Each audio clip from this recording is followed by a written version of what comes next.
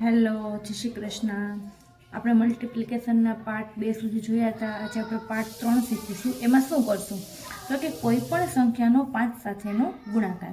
હવે એમાં બે પાર્ટ પડશે, બેકી સંખ્યા અને એકી સંખ્યા. તમને બધાને ખબર જ હશે કે બેકી સંખ્યા એટલે શું, તો કે એકમનો અંક 0, 2, 4, 6, 8 હોય એને બેકી સંખ્યા કહેવાય, અને એના સિવાયના જે બધા હોય એને શું કહેવાય, એકી સંખ્યા. હવે અહીંયા શું આપણે કરશું તો કે 248 ગુણ્યા 5. તો કેવી સંખ્યા છે તો કે બેકી સંખ્યા. તો શું કરવાનું તો કે જે સંખ્યા આપી છે એના અડધા કરવાના. અડધા કરશો એટલે શું આવશે, અહીંયા 124. હવે ગુણ્યા 5 છે એટલે શું મૂકી દેવાનું, 0.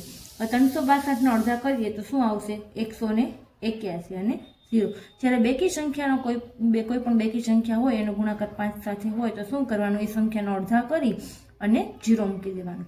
હવે તમને એમ થશે કે જ્યારે એકી સંખ્યા હોય તો અહીંયા શું કરવાનું, તો કે જ્યારે એકી સંખ્યા હોય ત્યારે 267 છે તો એકી સંખ્યામાંથી એક બાદ કરવા એટલે શું આવશે, 266.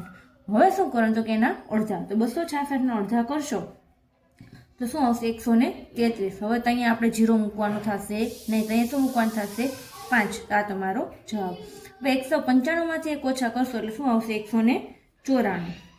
હવે 194 ના તમે અડધા કરશો એટલે શું આવશે, 194 નો અડધા એટલે 2 9 18 અને 2 7 14. હવે પાછળ શું મૂકવાનું થશે તો કે 5. આ તમારો આન્સર. આવી જ રીતે તમારા બે જે એક્ઝામ્પલ આપ્યા છે તમારે જાતે કરવાના છે. Thank you.